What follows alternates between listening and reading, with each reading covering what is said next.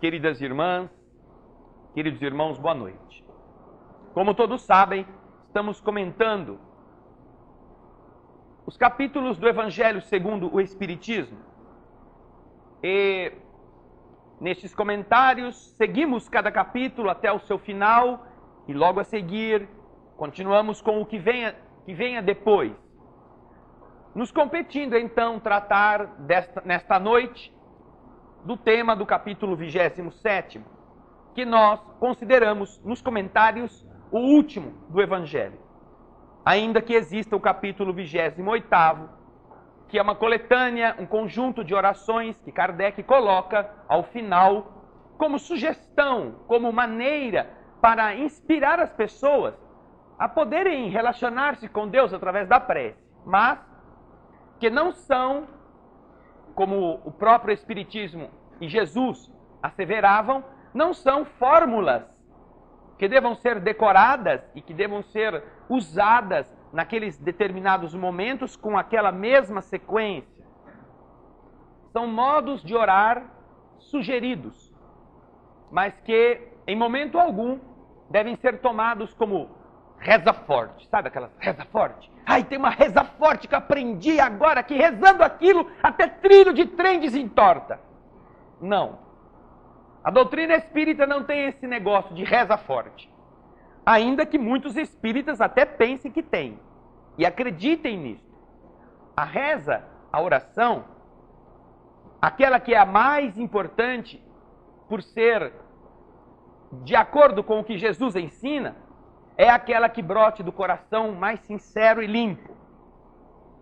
Se há alguma coisa que merece esse título de reza forte, é esta. A oração que você fala com o seu jeito errado de dizer as coisas, com o seu modo não literário de exprimir-se, com os verbos às vezes conjugados de maneira inadequada, mas que você fala daquilo que você está sentindo na sua essência. E ao tratarmos deste tema, na semana passada, nós havíamos falado da importância da oração, tratando do Evangelho. O Evangelho que se passa em casa, porque a oração é tão importante para o indivíduo quanto para a comunidade. Comentamos das nuvens de seres criados pela mente das pessoas.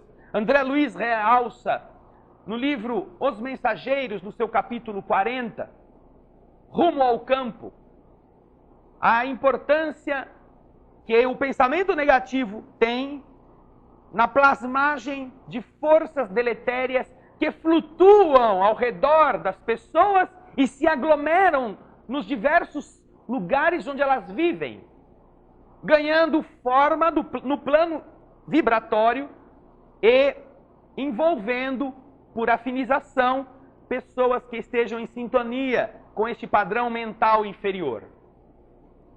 Neste livro, Os Mensageiros, no capítulo 40, vocês encontrarão uma descrição muito preciosa e rica desse fenômeno. Matéria mental, larva mental, bactéria mental. Não é bactéria da gripe do porco, não. É bactéria que nós produzimos no nosso chiqueiro mental. Nas coisas ruins que pensamos, nas ideias inferiores que guardamos em nós e que ganham forma à nossa volta. E criam como que uma nuvem de piche que flutua sobre nossas moradias, sobre as nossas vizinhanças, sobre nossas comunidades. E podem estimular, inclusive, em pessoas desavisadas, pensamentos ruins que elas absorvem, porque se contaminam com este mesmo processo. Daí a importância da oração. Não como uma conduta adequada para o indivíduo parecer bonzinho perante Jesus e perante o Pai. Não porque você vai adotar uma postura artificiosa em uma determinada reunião religiosa, em uma determinada igreja, para parecer aquilo que a gente não é e ver se com isso a gente engana. Do lado de lá, algum espírito desavisado que possa entrar na nossa lábia. É impossível fazer isso porque o mundo espiritual funciona na base da sintonia. a sintonia de energias, de forças, e eles veem em nós o que nós somos. Não a carne apenas, não só o que parecemos, mas o que vibramos. Nossos pensamentos têm forma, como se nós tivéssemos uma tela que nos circunde, onde se projetam tudo o que nós desejamos, o que nós pensamos dos outros. E os espíritos que estão ao lado veem tudo. E sabem qual é o nosso verdadeiro teor. Então estávamos comentando na semana passada sobre a importância da oração para o indivíduo, tanto quanto para a família. Mas antes de continuarmos neste assunto, falando sobre o Evangelho do Lar, que eu disse que hoje eu iria explicar até como se faz, não é verdade? Vocês estão lembrados? Isso. Alguns estão lembrados. Outros têm remédio chamado Memorial aí, que a gente pode fornecer gratuitamente. Mas, antes de falarmos disso, queremos comentar algumas coisas interessantes que o Espírito André Luiz, neste livro, Missionários da Luz, comenta, explicando o que acontece durante o passe magnético. O passe magnético, que é essa transfusão de energias que nós teremos depois da palestra, ele é exatamente uma ferramenta do mundo espiritual para ajudar as pessoas em determinados momentos delicados da sua jornada, em situações difíceis de angústias ou de enfermidades. Então, em um trecho deste capítulo, que fala exatamente sobre o passe, numa instituição espírita, André Luiz está contando aquilo que o instrutor Anacleto está explicando para ele. Eles vão atender na sala de passe uma senhora. Ela está com um problema que envolve o seu coração. E olha, qualquer semelhança não é mera coincidência. E isto não se aplica só a uma senhora. Senhores também estão na mesma condição ou podem estar na mesma condição desta nossa irmã que estará sendo atendida numa reunião mediúnica ou numa reunião pública do passe. Ah, mas eu vou nesse centro espírita aí, dizem que é para tomar passe, mas eu não sei para que serve o passe. Eu não sei que negócio é esse do passe. O maior passe que eu conheço é o do ônibus que a gente entrega lá pro cara e a gente passa. Ou, né, aqueles da escola de samba, né, os passistas da escola de samba. Mas que passe é esse? A transfusão de energia, que a pessoa senta lá e às vezes fica de olho aberto para ver o que vai acontecer com ela lá dentro. Esta senhora conta Anacleto e André Luiz neste livro. Ela estava na casa espírita e, inclusive, ela era trabalhadora da casa espírita. Trabalhava no centro. Mas vamos ver como ela estava naquele dia. Olhando para aquela irmã, o Anacleto pediu que o André Luiz observasse a área do seu coração, principalmente a válvula mitral, aquela que serve de retenção e de liberação do sangue nos batimentos cardíacos. André diz assim: detive-me em acurado exame na região mencionada e descobri a existência de uma nuvem negra, tenuíssima, mas muito visível, que cobria grande extensão da zona indicada do coração daquela senhora, penetrando na válvula aórtica e lançando filamentos quase imperceptíveis sobre o nódulo sino-auricular. O nódulo sino-auricular tem uma função de disparar aquelas pequenas cargas elétricas que fazem o coração pulsar. A nuvem negra que havia sobre o órgão físico cobria-o quase que integralmente. Penetrava no seu mais profundo, né, centro, onde as válvulas funcionam, e além disso, fios tenuíssimos como que se enraizavam na área que está destinada ao disparo dessas cargas elétricas naturais que fazem o coração se contrair. Aí então, disse isso tudo. para o meu instrutor, fala André Luiz. E ele me respondeu: assim como o corpo físico pode ingerir alimentos venenosos que intoxicam os seus tecidos, não é? Nós podemos comer, né? Aquela coxinha do bar lá da periferia ou do posto de gasolina da estrada que estava morrendo de fome e veio com aquele ovão verde assim, sabe? Aquele ovo que o povo põe anilina, azulzinho, cor-de-rosa, amarelo. Ou aquela salsicha bonita navegando naquele oceano de óleo, meio rançoso. Você pode comer essas coisas. E essas coisas que estão assim, né, tão bem guardadas, tão bem feitas, pode intoxicar o seu organismo físico. Você pode ter uma diarreia, pode ter, né, vômito, pode até ir para o cemitério, dependendo da tragédia, do tamanho dela. Então, do mesmo modo que os homens podem comer comidas estragadas e intoxicar com elas os tecidos, também o nosso organismo perispiritual, a nossa alma, vamos chamar assim para facilitar o entendimento, ou o nosso perispírito, pode absorver elementos de degradação que lhe corroem os centros de força, como reflexos ou com reflexos sobre as células do corpo físico. Nossos espíritos possuem centros de energia, que os hindus chamam de chakras, e André Luiz denomina centros de força. Lugares em que estes fulcros, estes rodamoinhos, eles são fontes que se conectam às energias do universo e que servem para harmonizar todo o corpo energético que mantém a nossa forma física em harmonia ou em estabilidade. Então, do mesmo modo que a gente come uma coxinha estragada e faz mal para o intestino, o nosso espírito pode se alimentar, pode se abastecer de vibrações degradantes que, atuando sobre a sua estrutura vibratória, desequilibram estes centros de energia em determinados deles, fazendo com que isto repercuta sobre o corpo de carne. Querem um exemplo fácil? Você tem um desafio, uma prova. Ninguém morre da prova. Não é? Um exame. Mas você tem que passar, você precisa passar, você quer passar. O exame está se aproximando e quanto mais o exame chega, mais você fica nervoso. Mas é um exame.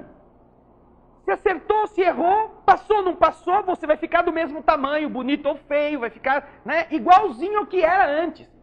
Mas o que acontece? Vai dando um friozinho na barriga.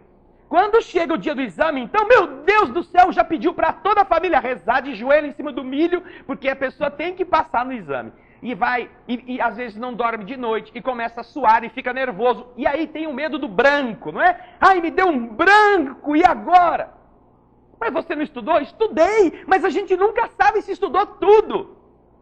E isso tudo é o quê? Consequência do estado emocional. E é só um exame. A pressão sobe, o coração dispara, a pessoa tem às vezes diarreia, dá aquele friozinho na barriga. A hora que chega o examinador e põe a prova em cima da mesa, assim, virada no avesso, você vai, ai meu Deus, é aqui. Não tem como fugir mais. Ou então você vai tirar a carta, vai ser motorista ou motorista. E aí vai fazer o exame da tal da baliza, né? E a perna treme assim, né? Lá no desembraio, como fala.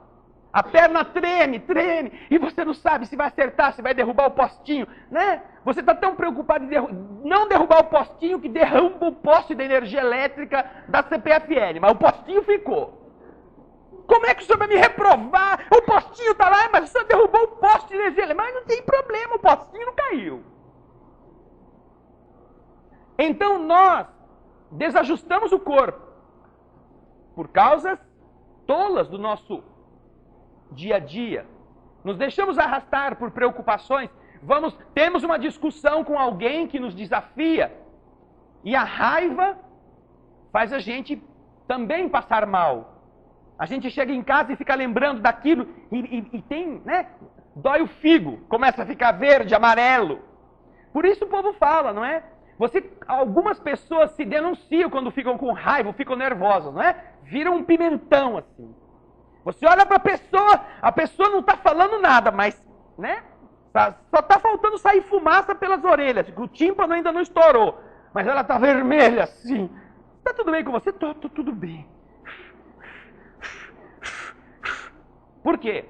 Uma concentração de sangue, tudo isso é fisiológico. O coração está batendo do mesmo jeito, o sangue flui normalmente, mas o que fez este sangue concentrar-se nas têmporas? Um processo emocional alterado. Nós já nos destruímos assim, sem falarmos de coisas do espírito. Então o nosso corpo reage à ação, por isso que o conceito atual de corpo não é mais a fisiologia. O corpo não é apenas um amontoado de células. Nós somos psicofisiológicos. Nós temos um corpo que está unido a ele, o nosso psiquismo, que reage sobre ele. Bom, esta senhora tinha aquela nuvem no coração. E esses reflexos estavam incidindo sobre a artéria, sobre a válvula e sobre o nódulo, ou aquele ponto que faz o funcionamento do coração estar compassado. Se a mente, então, diz Anacleto, se a mente encarnada ainda não atingiu a disciplina das emoções, se ela alimenta paixões que a desarmonizam com a realidade, pode a qualquer momento intoxicar-se com as emissões mentais daqueles com quem convive, e que se encontrem no mesmo estado de desequilíbrio que ela. Às vezes, estas absorções são fenômenos sem maior importância. Acontecem todo dia e as pessoas não sentem este impacto. Todavia, em muitos casos, são suscetíveis de ocasionar perigosos desastres orgânicos. Isto acontece principalmente quando os interessados, os homens e mulheres da vida, não têm o hábito da oração, cuja influência benéfica pode anular inúmeros desses males. A oração produziria nesta senhora uma reação de defesa. Mas o que aconteceu? Continua Anacleto informando André. Esta amiga, na manhã de hoje, teve sérios atritos com o esposo. Eles tiveram que inventar uma historinha, né? A mulher brigou com o marido, coisa que nunca acontece. Mas tinha que acontecer alguma coisa para ela ficar com raiva. Então inventou. A mulher brigou com o marido, ou o marido brigou com ela. E entrou, por causa desta briga, deste conflito, em grave posição de desarmonia íntima. A pequena nuvem que lhe cerca o órgão vital representa matéria mental fulminatória. Fulminatória. Infarte fulminante. O que é isso? Né? Não deu nem para falar ai, já morreu. Já foi. Um raio que fulmina, cai assim, um relâmpago imediato. A matéria mental que esta senhora produziu por causa do atrito, ou que o marido produziu e ela guardou por causa da briga dentro de casa, estava a produzir no seu coração uma tal carga negativa que ela poderia ter um infarto. A permanência de semelhantes resíduos no coração pode ocasionar-lhe perigosa enfermidade. Atendamos o caso. Aí vão os espíritos amigos e fazem um passe magnético e a ajudam. Concentram a mão na região do coração, iluminam aquela massa de energia escura que vai sendo trazida à superfície, atraída pela projeção luminosa. E então, o mentor, o espírito Anacleto, que está cuidando dessa senhora, que domina a ação fluídica da projeção luminosa dele próprio, para beneficiar aquela pessoa naquele estado delicado, faz com que esta nuvem venha à superfície da pele, subindo dos tecidos do coração. E quando chega nessa superfície, o espírito anacleto retira estes fluidos densos e dá o destino adequado para eles, liberando esta senhora do estado que poderia levá-la a uma doença e até mesmo a uma síncope cardíaca. Por culpa de quem? Ah, ela comeu muita manteiga, ela adora um bife cheio de gordura. Não! Não foi por ter comido gordura saturada, não foi por ter tido nenhum tipo de ingestão que viesse a comprometer as válvulas, não. Por um desajuste emocional dentro de casa. E olha, se nós observarmos, lembra das vezes que nós já discutimos com alguém? Talvez vocês não tenham esse hábito, mas se forçar um pouco a memória, dentro de casa principalmente, você vai saber o que significa uma discussão com o esposo ou com a esposa. E aquilo que fica, porque se você briga na rua, você vai embora para casa e nunca vê mais ver o infeliz, não é? Mas você briga em casa. Ah, eu vou para casa, mas é lá que está a minha encrenca. Vou chegar em casa e ver a cara daquela bruaca, com a cara daquele jacaré horroroso. O que ele me falou, nunca ninguém teve a coragem de falar. Olha a nuvem escura no coração. Onde já se viu me comparar com a mãe, com a minha mãezinha santa? Falar que eu era igual à sogra que ele tinha. Porque aí na briga todos os defuntos são levantados, né? Dos dois lados, se só os dois brigassem, muito bem, mas vem toda a familiagem, todas as entidades saem do cemitério, das covas e vem tudo lá, tomar partido. Esta briga produz no homem ou na mulher, ou nos dois, este tipo de interferência negativa, que pode produzir doenças. Aí André Luiz pergunta assim, mas e se a mulher não tivesse vindo do centro espírita hoje? O que ia acontecer com ela? Aí o Anacleto explica, olha, essa senhora, mesmo que não fosse espírita, se ela fosse qualquer religião, e lá ela orasse sinceramente, em qualquer religião existem espíritos amigos que ajudam as pessoas. E fatalmente ela receberia o amparo necessário em qualquer das igrejas que ela buscasse amparo, buscasse este alimento espiritual. Aí o André quer saber mais um pouquinho. Mas e se ela não tivesse nenhuma religião, se ela fosse à toa? O que ia acontecer? Ela ia ficar com esse trem aí até um infarto? Aí o instrutor responde para ele, André, vamos considerar que sem ter nenhuma religião, esta mulher tivesse sentimentos retos. Fosse uma mulher que tivesse bondade, que fizesse o bem para as pessoas, que não tivesse nenhuma coisa assim que a ligasse a más vibrações.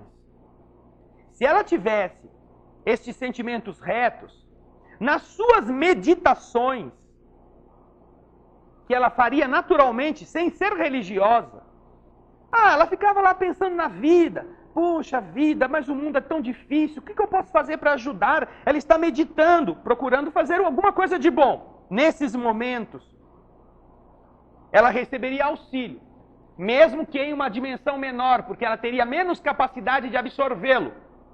Porque ela não estaria se abrindo no coração sincero, estaria apenas meditando sobre as coisas da vida. Mas se ela fosse uma mulher que tivesse sentimentos nobres e corretos, ela receberia ajuda ainda assim.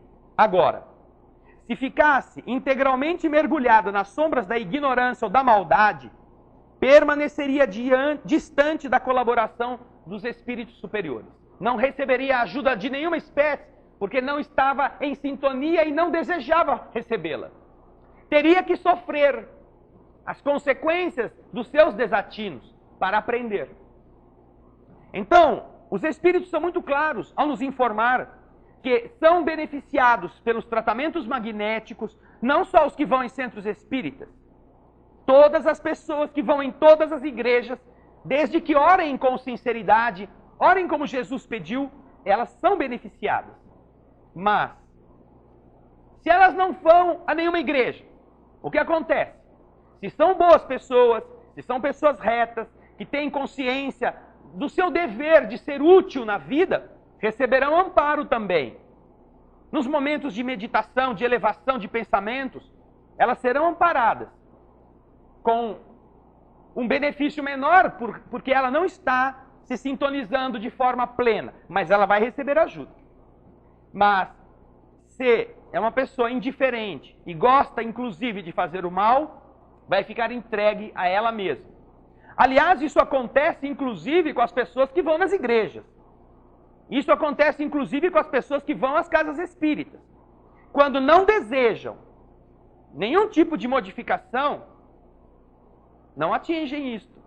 Porque os espíritos não violentam ninguém. Eles ajudam uma vez, ajudam duas, ajudam três. Quando a pessoa diz, não, eu quero ajuda. Tá bem, mas você tem que se ajudar. Você precisa mudar o seu modo de ser, tem que ser mais paciente. Não pode discutir, não pode falar um palavrão para sua companheira, para o seu companheiro dentro da sua casa. Sua casa não é um depósito de lixo. Como você quer que os espíritos vão lá na sua casa fazer uma limpeza? Se você é o primeiro a transformar a sua casa numa pocilga, os espíritos não são a Vega Sopável. Essa companhia que passa toda noite recolhendo, né, o saco de sanito. Os espíritos são nossos amigos que querem que a gente melhore e a gente aprenda a se manter em equilíbrio. Então nos explicam como fazer. Todos nós que já tivemos alguma rotina de discussão parecida com esta, dentro de casa, no trabalho, na rua, em qualquer lugar, podemos estar ou podemos ter sido esta mesma mulher. E isto é o que às vezes acontece quando as pessoas recebem o passe magnético na casa espírita e dizem assim, ai, eu estava com o coração tão apertadinho, mas ai, saí tão leve. O chumbo ficou aqui. Mas esse chumbo, você colocou aí no seu coração. Pela sua ação mental, ou você absorveu esta ação mental do ambiente onde você estava, permitindo que isso ficasse em você. Neste trecho do livro, eles abordam vários tipos de pessoas com problemas. Um deles é um indivíduo que é chamado de o caso de 10ª vez. Sofria de um problema no fígado e bebia. Aí os parentes levavam no centro. No centro, os espíritos tratavam dele por amor, melhoravam a condição hepática, ajudavam-no a se equilibrar de novo. Aí passava um tempo de ele já ensinado a não fazer a mesma coisa, voltava ele lá no centro. Segunda vez, terceira vez, quarta vez, quinta vez. Aí chega um dia lá que fulano está lá e o mentor pergunta, esse aí não é o caso de 10ª vez? Caso de 10ª vez? É, caso de 10ª vez. Então, nós vamos atendê-lo hoje, pela 10ª vez. Pela 10ª e última vez. Mas, pergunta André Luiz, mas não vai atender nunca mais? Olha, trata-se de um conhecido nosso, que tem graves perturbações no baço. À frente do André estava um cavaleiro razoavelmente idoso, que o orientador examinou com atenção. Por minha vez, observei-lhe o fígado e o baço, que acusavam enorme desequilíbrio. Lastimável, explicou o chefe do auxílio, o espírito responsável. Entretanto, apenas poderemos aliviá-lo. Agora, após 10 vezes de socorro completo, é preciso deixá-lo entregue a si mesmo até que adote uma nova resolução. E percebendo o espanto meu, diz André, nossa missão não é de amparar os que erraram, não é de fortalecê-los para que não errem, fala o André para o instrutor. E o Anacleto responde, olha, nosso esforço é também educativo. E não podemos desconsiderar a dor que instrui e ajuda a transformar o homem de bem. O homem para o bem. nas normas do serviço que devemos atender nesta casa, é imprescindível ajuizar as causas na extirpação dos males alheios. Existem pessoas que procuram o sofrimento, a perturbação, o desequilíbrio, e é razoável que sejam punidas pelas consequências dessas mesmas condições, dos seus próprios atos. Quando encontramos enfermos dessa condição, nós procuramos salvá-los dos fluidos deletérios em que se envolvem pela sua própria escolha. Por 10 vezes consecutivas, a título de benemerência espiritual. Por 10 vezes, aquele indivíduo indiferente, aquele indivíduo preguiçoso, aquele indivíduo que se meteu onde não devia, ele é atendido nessa instituição 10 vezes. E é aliviado das ações nefastas que ele próprio semeou para ele. Todavia, se as 10 oportunidades voam sem proveito para os interessados, temos instruções superiores para entregá-los à sua própria obra, a fim de que aprendam consigo mesmos. Poderemos aliviá-los, mas nunca libertá-los.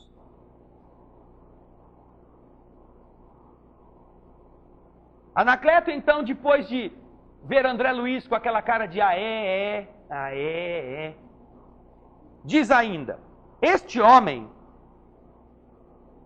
apesar de gostar do espiritismo, é portador de um temperamento menos simpático, porque é extremamente caprichoso.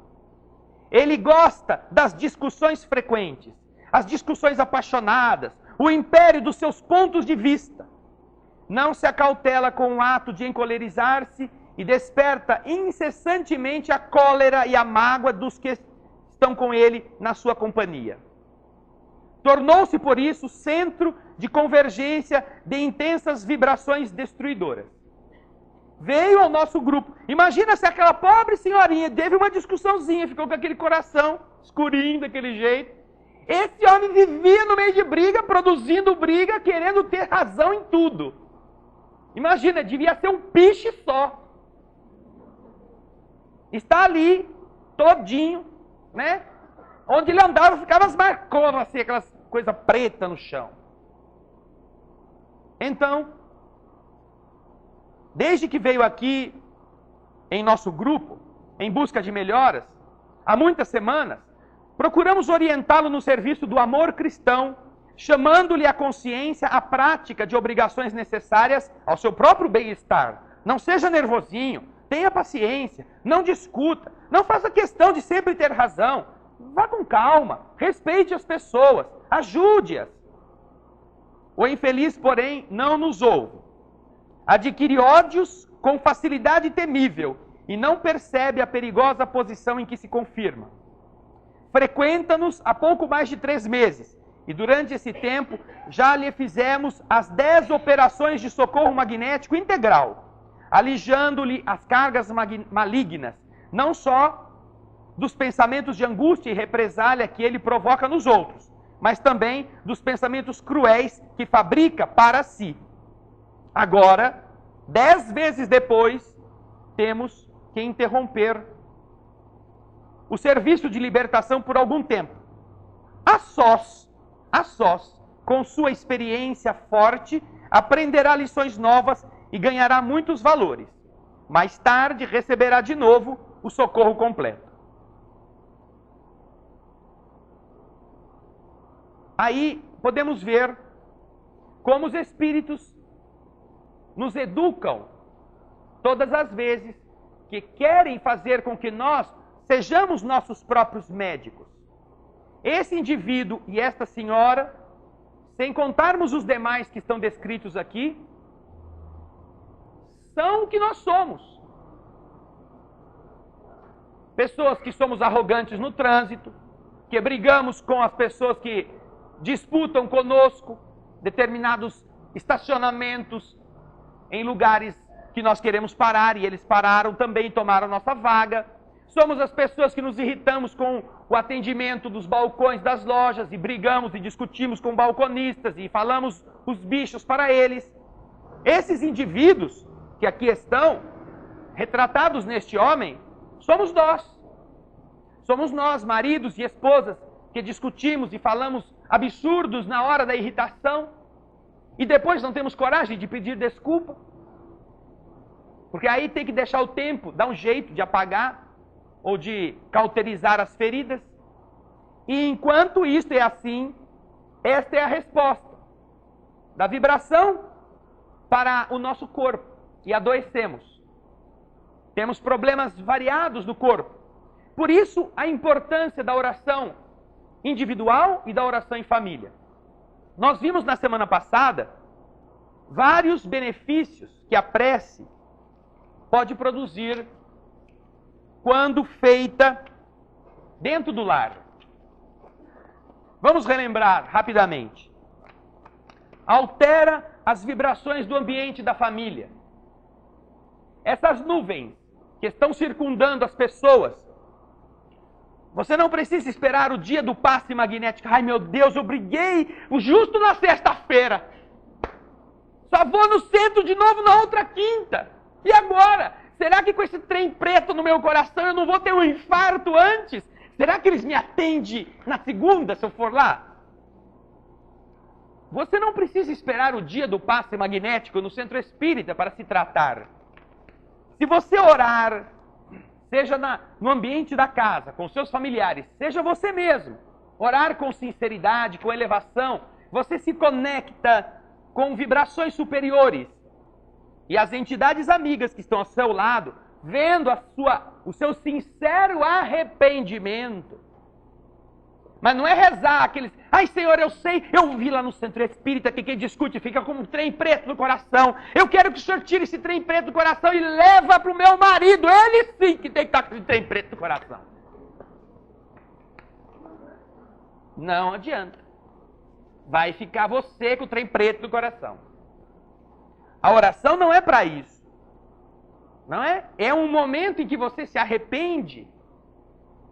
Em que você não compreendeu aquele momento de discussão, você se exaltou também e você pede desculpa a você e começa a ter coragem para ir também desculpar-se com a pessoa.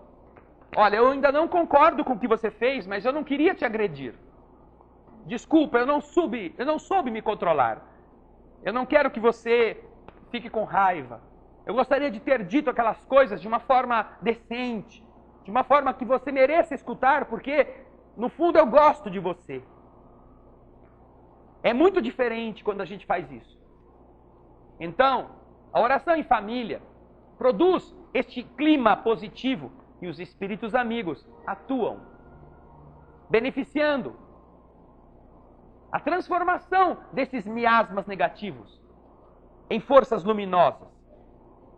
Quando você ora em família, as entidades perturbadoras que possam estar na sua casa, morando com você, ou que foram trazidas com você para dentro da sua casa, começam a entender por que não é bom ficar ali.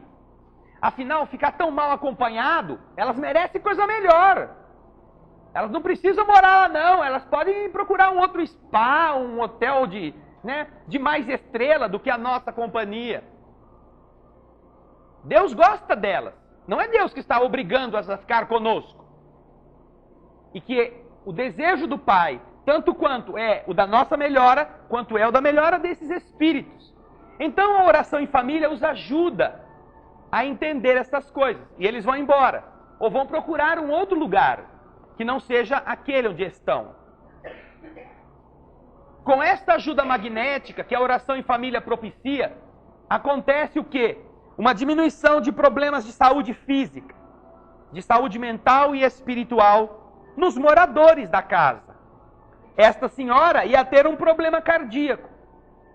O coração ia ficar taquicárdico, porque a nuvem negra iria atuar sobre o equilíbrio das pulsações elétricas. Ela ia ter que fazer um exame no cardiologista. O cardiologista ia pedir uma série de exames. Com medo, ela já poderia piorar o seu estado. Ai meu Deus, será que eu vou ter algum infarto, alguma coisa ruim? Quando você entende este mecanismo, ao invés de ir para o cardiologista, antes, você altera o padrão vibratório da sua casa. E pode ser que não precise ir ao cardiologista, ainda que a doutrina espírita respeite todos os médicos como emissários do amor divino para ajudar as pessoas. Muitas doenças não são físicas, são vibratórias.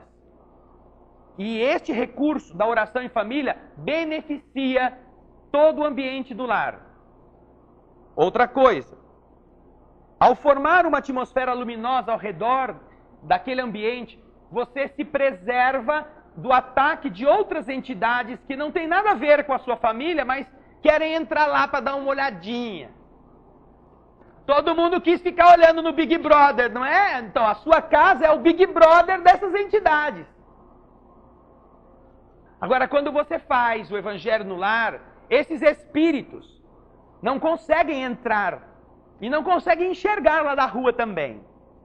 Eles têm que procurar outras casas para irem influenciar ou irem aproveitar a presença dos encarnados, sugando suas forças em outros ambientes.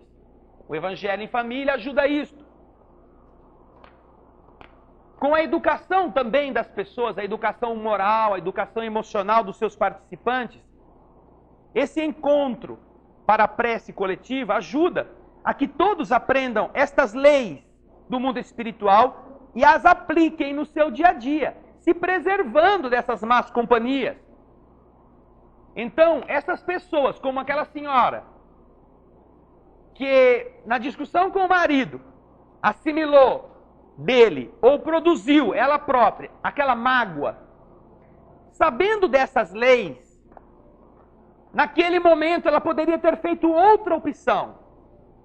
Ela poderia ter ficado quieta. E enquanto o marido esbravejava, poderia ter orado por ele. Em silêncio. Deixa ele desabafar, deixa ele xingar. E ao invés de ficar ouvindo, assimilando, se revoltando e se magoando, ela poderia fechar os ouvidos, deixar eles goelar e em silêncio pedir a Deus que o abençoasse. Pode ser que nem Deus conseguisse fazer aquilo nessa hora, mas ela estaria luminosa, ela estaria com seu coração preservado, porque estaria desejando o bem para quem está lhe desejando o mal. É uma forma terapêutica de proteger a si mesma nesses estágios de desajustes. E a oração em família educa a gente, porque a gente fala de leis do mundo espiritual, a gente aprende com os livros.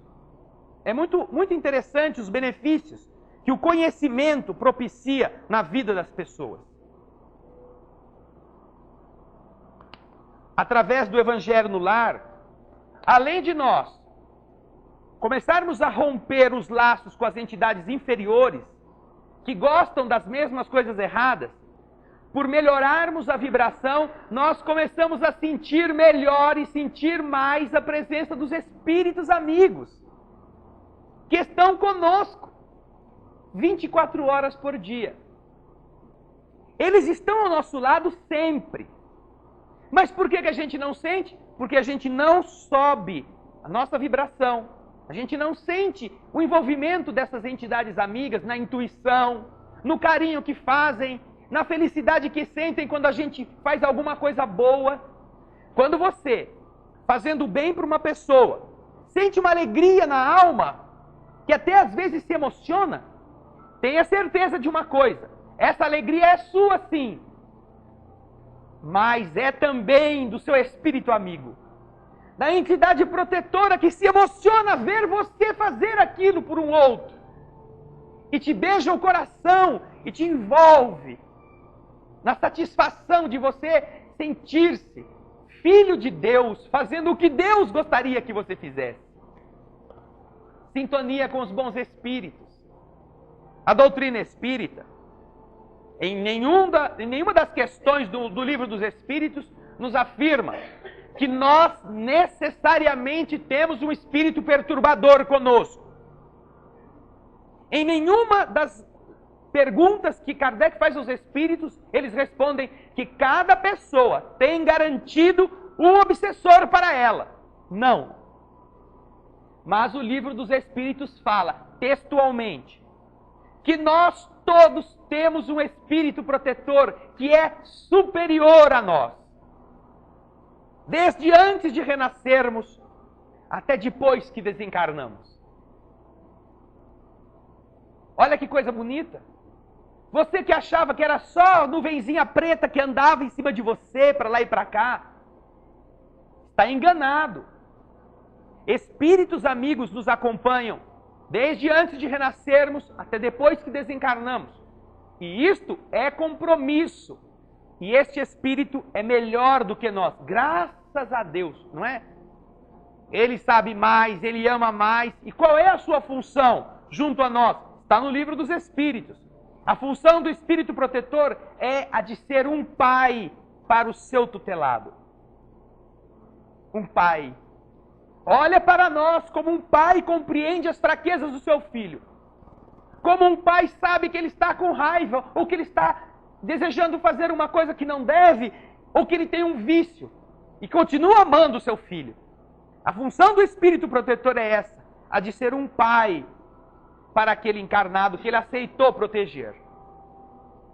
Quando fazemos o evangelho no lar, nós nos ligamos a esses espíritos melhores e sentimos da sua companhia. E por causa disso tudo, a convivência dentro de casa melhora. Porque há menos entidades perturbadoras atuando, fustigando e jogando um contra o outro. E há mais sintonia com espíritos generosos que falam, calma, deixa isso passar. Não fique bravo agora, dá um tempinho. Essa pessoa, ele está um pouco nervoso, ela está passando mal, está naqueles dias. Daqui a pouco tudo passa. Você se conecta com a boa sintonia e não cria um alvoroço dentro do lar. Resultado, há uma melhora na convivência da família. As crianças não brigam tanto entre si, os filhos têm melhor estado de saúde, dormem melhor, os adultos e as crianças sonham com mais facilidade, se dispõem a um dia seguinte com mais dinamismo. Tudo decorrente do evangelho no lar. Como fazer esse negócio que parece ser um trem milagreiro? É muito fácil, muito simples. O evangelho no lar é algo que, como a oração pessoal, não tem ritual nenhum. E nós aqui temos algumas recomendações que tiramos das obras espíritas, explicando como é o evangelho.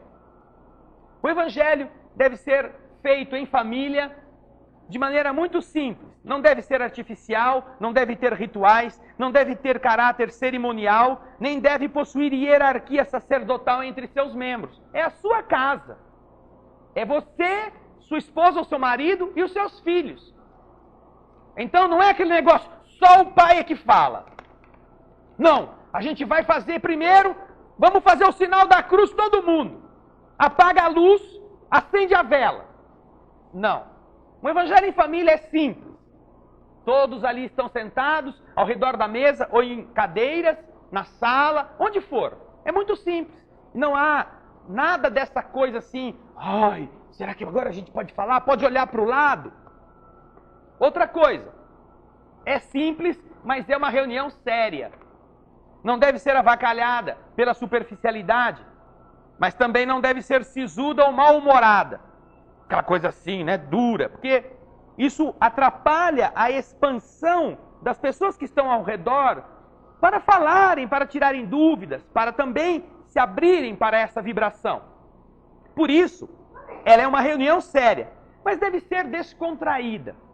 Deve permitir que as pessoas que participam dela, nos momentos adequados, possam falar, possam dar a sua opinião, possam fazer perguntas. Deve ter sentimentos elevados. A reunião do Evangelho, que vai buscar a luz, não pode ser regada a coisas ruins, comentários de problemas, discussões políticas, críticas a governos, a pessoas que erraram na vizinhança. Vocês viram, a fulana está grávida e nem é casada. Como se uma coisa dependesse da outra, né? Esses processos de crítica não cabem no Evangelho em família. Porque devemos ter sentimentos elevados. Ah, o fulano, você viu o fulano? Ele foi para o hospital, está com câncer no fígado, no estômago. Mas também bebeu a vida inteira, onde já se viu? Queria que fosse o quê? Comentários elevados. Puxa vida, vamos orar por ele, vamos pedir a Deus que o ajude. Deve ser tão difícil, não é? Deve ser tão difícil ter um câncer.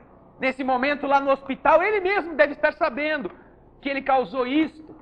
Vamos pedir por ele. Sentimentos de nobreza. A reunião deve ser pontual.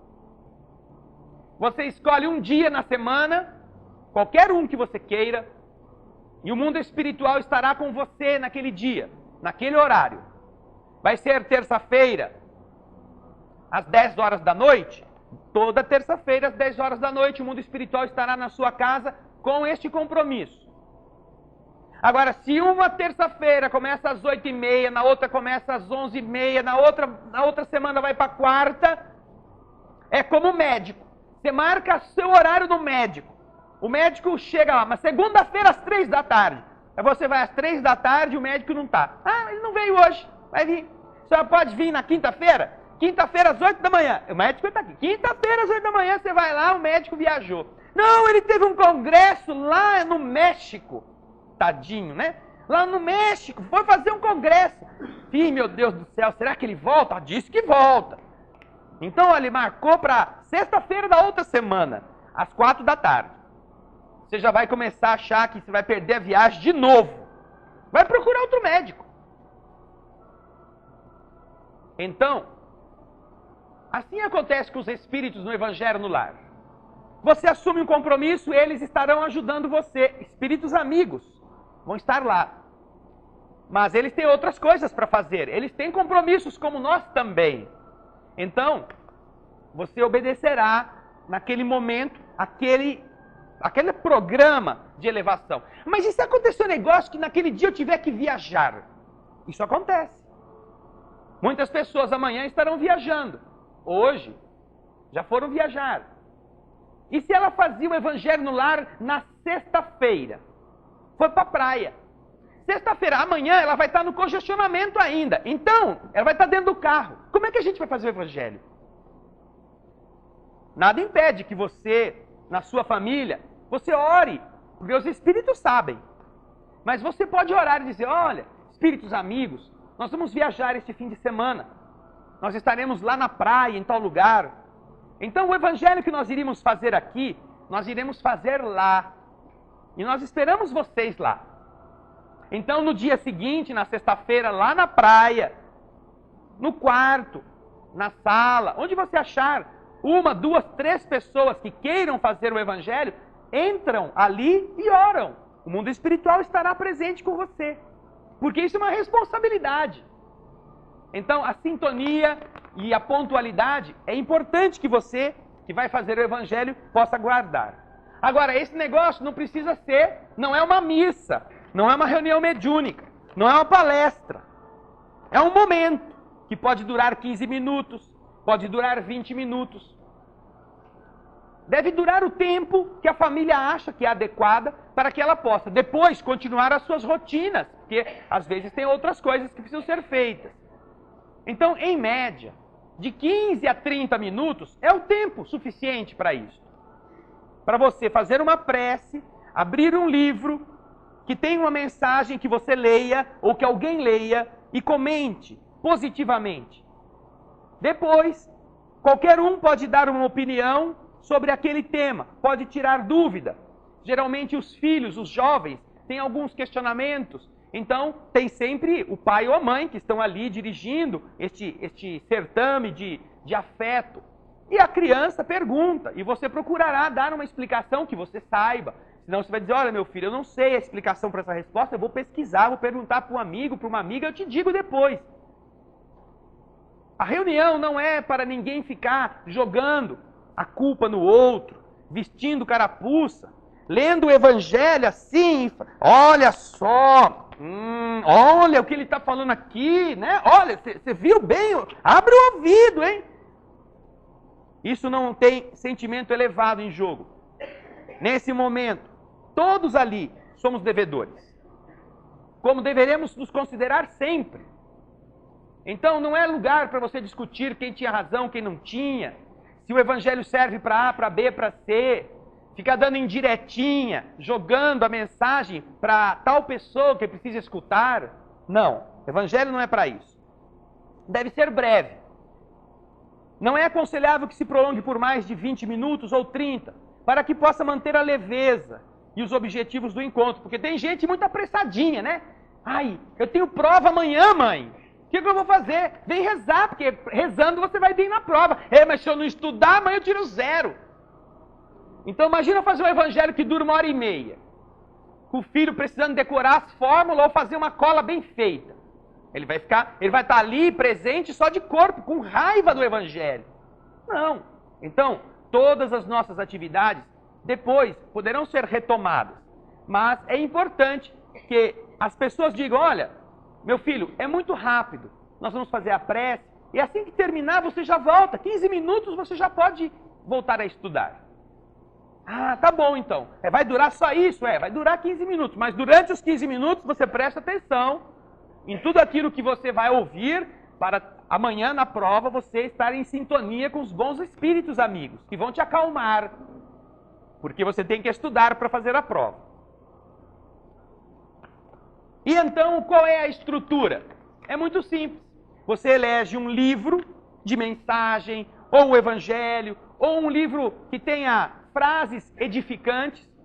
Primeiro se reúnem ao redor da mesa ou em algum cômodo que todos possam estar confortavelmente sentados.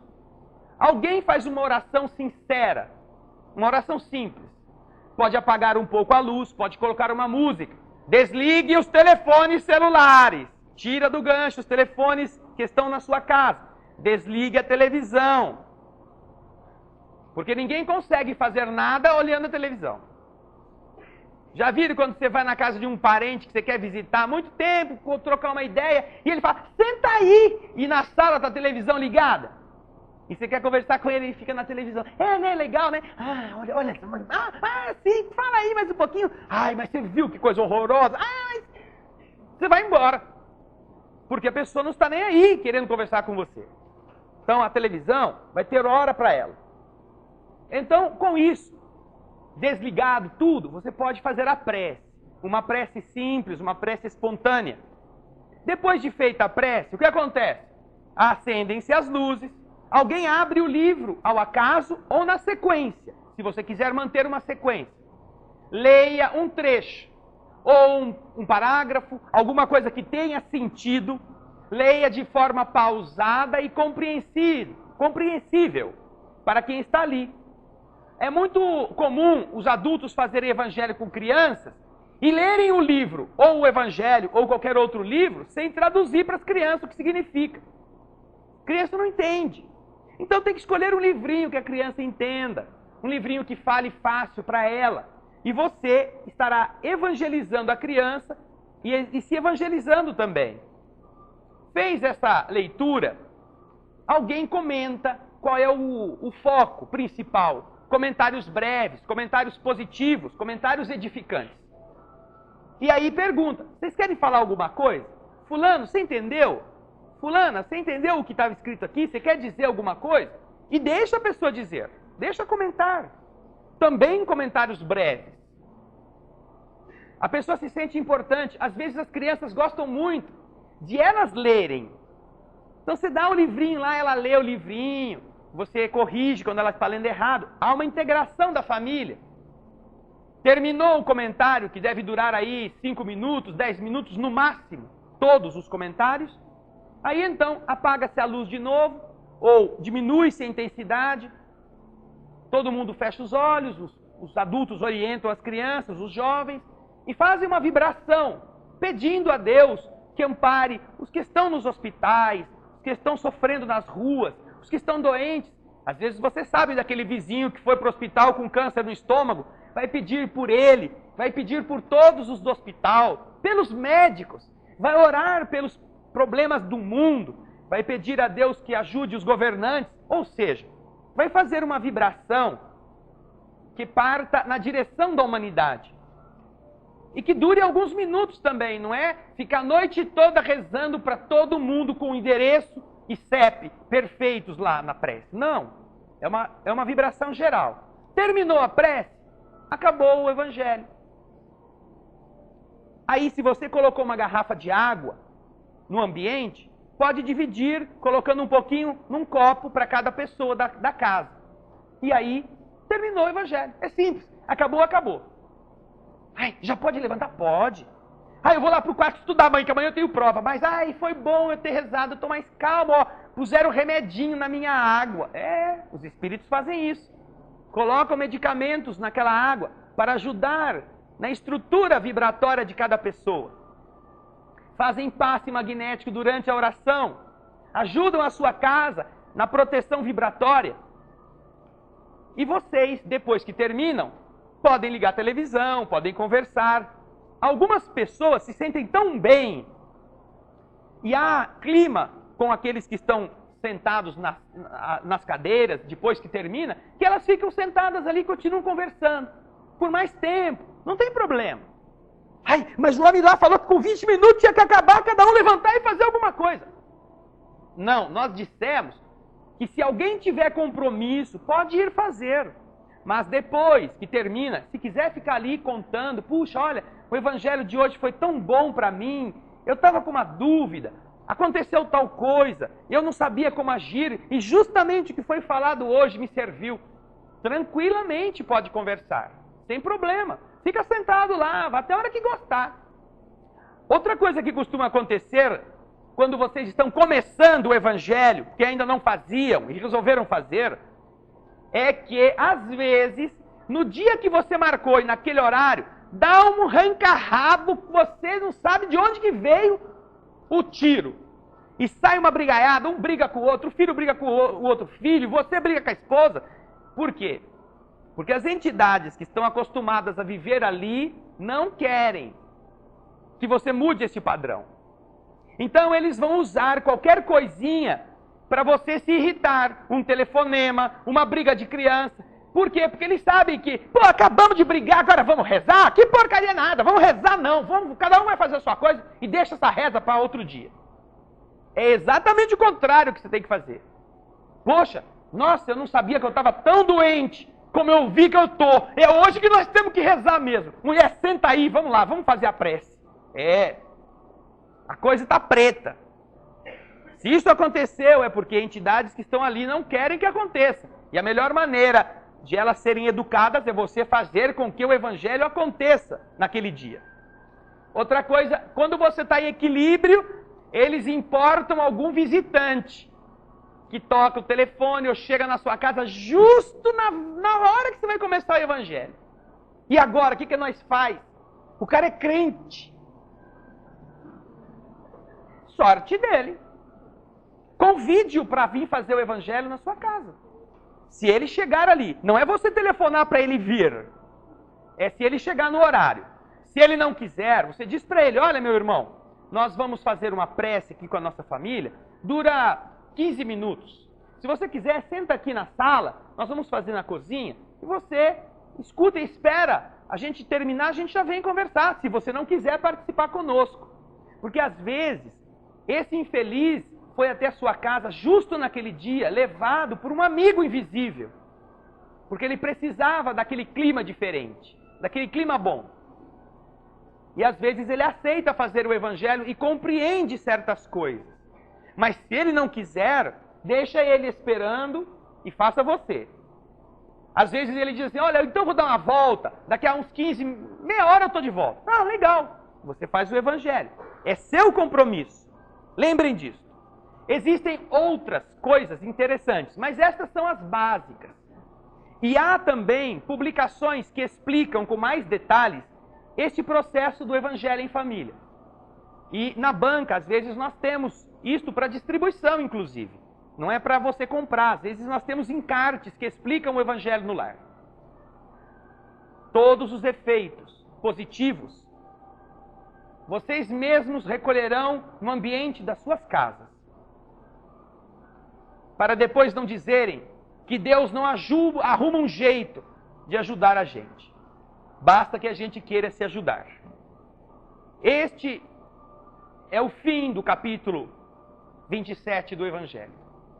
Com o Evangelho em família, recomendado pelos Espíritos para todos nós, como um momento de integração com eles, nós terminamos os comentários do Evangelho segundo o Espiritismo, no seu capítulo 27. Na próxima semana, começaremos de novo o capítulo 1 do Evangelho segundo o Espiritismo. Quando entrarem na sala de passe, lembrem da mulher que estava com as nuvens. E se você estiver assim, ajude o espírito amigo que vai tratar de você. Se você não for desses, mas for daquele briguento, daquele osso duro de roer, daquele porco-espinho que não leva desaforo para casa, lembrem do caso de 10ª vez. Porque pelas carinhas que eu estou vendo aqui, nós já estamos no caso de 185 vezes. Não é? Muitos aqui já estão quase nas 200 vezes. Pensem nisso. Os Espíritos ajudam, mas é a gente que tem que se ajudar também. Muita paz. Senhor, quando a noite chega em nossa cidade e nos reunimos em prece coletiva, nem imaginamos que nesse mesmo momento, em outra parte, o sol está brilhando, o dia está nascendo, ou a noite está chegando no pôr do sol, que encanta os olhares. Em todos os lugares, Senhor, irmãos nossos, cada um com um compromisso, cada um com uma necessidade, se reúnem na vida, buscando encontrar um caminho, desejando melhorar suas condições, vencer desafios. Por isso nós te agradecemos.